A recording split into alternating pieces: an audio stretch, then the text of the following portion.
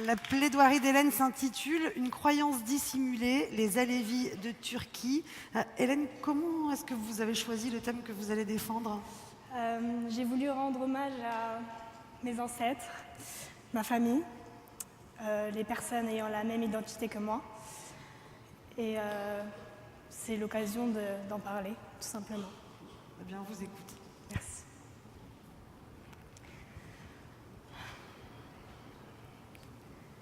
Mesdames, messieurs, membres du jury, je vais vous parler d'un peuple, mon peuple, d'une culture, d'une religion très minoritaire, les Alévis. Ils sont entre 10 et 15 millions en Turquie. Vivant dans un pays à forte majorité sunnite, ils peinent à faire valoir leur culte et leur mode de vie. L'alévisme est basé sur la science, la nature.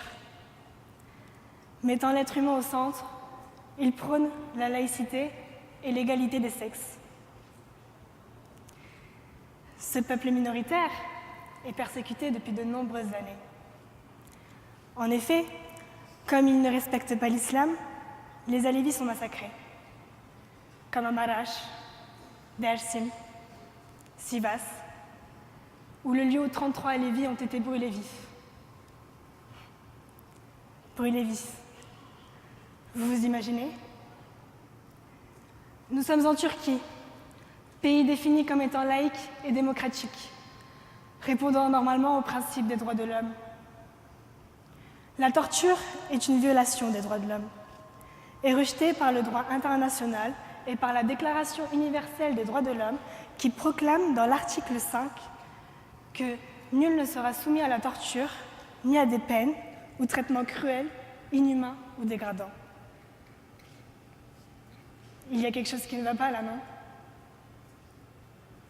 Comment peut-on ôter la vie d'autrui, car celui-ci n'est pas de la même religion que vous ?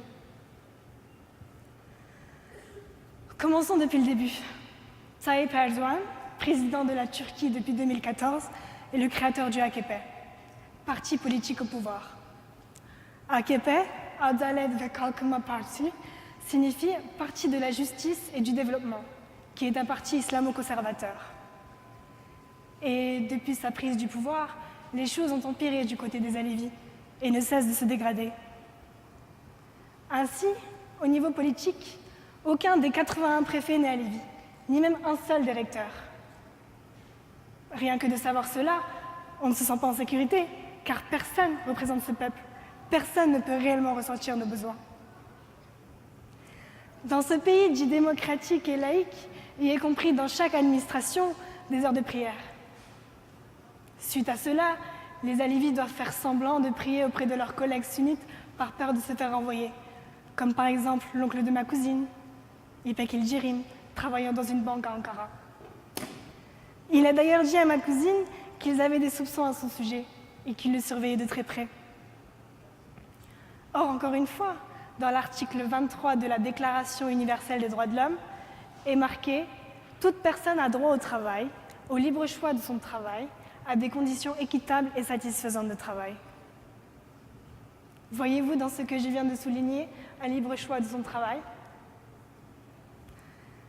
Nous pouvons également parler du jeûne du mois de Ramadan, où tout bon musulman doit participer.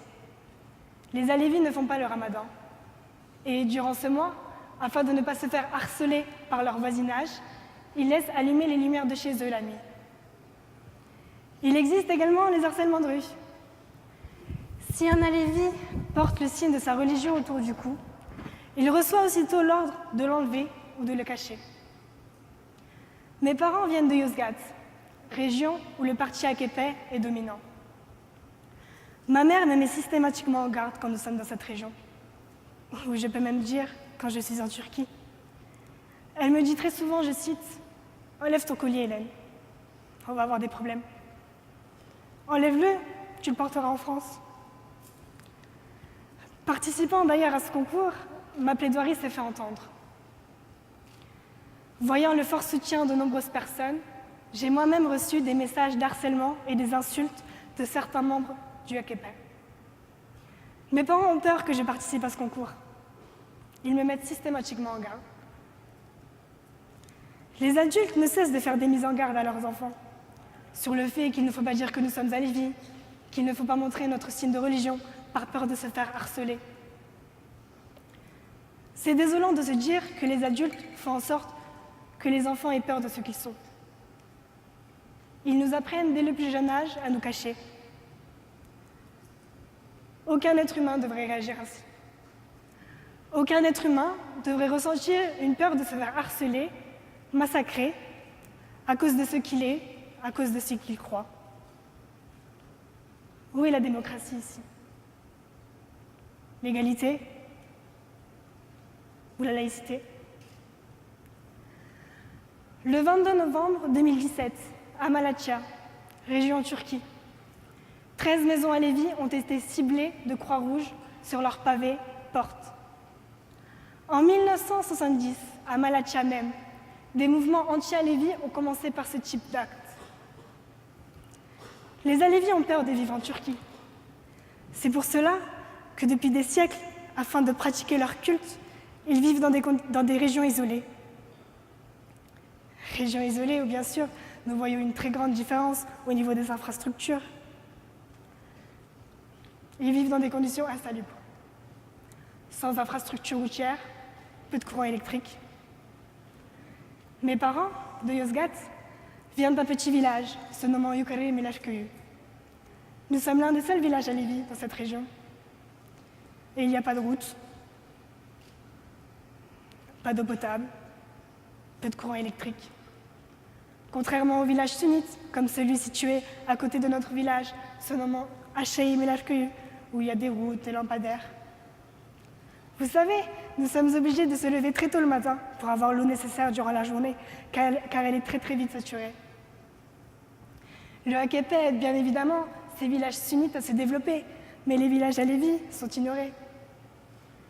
Or, encore une fois, dans l'article 25 de la Déclaration universelle des droits de l'homme, il est dit « Toute personne a droit à un niveau de vie suffisant pour assurer sa santé, son bien-être, ceux de sa famille, notamment pour l'alimentation, l'habillement, le logement. » Il y a encore une forte contradiction dans ce que je viens de dire. Il y a de nombreuses choses à dire à propos des persécutions envers les alévis. Le fait que cette religion soit peu connue, le fait que les alévis soient peu nombreux, font d'eux des ignorés de la société. Et cette discrimination arrive peu à peu en France et dans d'autres pays où les alévis sont présents, comme en Autriche, Royaume-Uni, Allemagne. Mes petites cousines en maternelle se font juger par des Turcs sunnites, car elles mangent non halal à la cantine, par exemple. Elles se font juger de traîtres, de non-turcs. Suite à cela, elles sont seules, car aucun enfant ne les fréquente. Elles n'ont que 5 ans. Vous vous imaginez? Dès cet âge, une forme de haine apparaît. La génération future est de plus en plus touchée. À cet âge, nous sommes innocents. Nous n'avons aucune notion de la religion ou de la vie en général. Ça en devient inquiétant. Pour ce qui est du côté de la Turquie, certains de nos dédés, qui sont nos guides, sont payés par le gouvernement turc afin qu'ils puissent convertir les alévis. Ces fonctionnaires nous convertissent à l'islam. Ainsi, il existe une telle oppression envers les alévis qu'ils sont poussés à taire leurs croyances et à finalement s'assimiler à la religion sunnite. Car il n'y a aucune place aux minorités non musulmanes en Turquie. Pour lutter contre cette discrimination, il faut faire entendre ce peuple. Le monde entier devrait en entendre parler. Nous, citoyens de la République française, pouvons les aider car nous savons les valeurs des droits de l'homme. Nous savons ce qui est conforme à la Déclaration universelle des droits de l'homme et ce qui ne l'est pas. Ce qui est une violation de la démocratie et de la laïcité et ce qui ne l'est pas. J'ai bien peur que ma croyance finisse par disparaître. Car les alévis s'assimilent de plus en plus à l'islam. Ça me rend triste. je ne veux pas. C'est pour cela que je suis aujourd'hui devant vous, à vous parler de ce peuple, de mon peuple.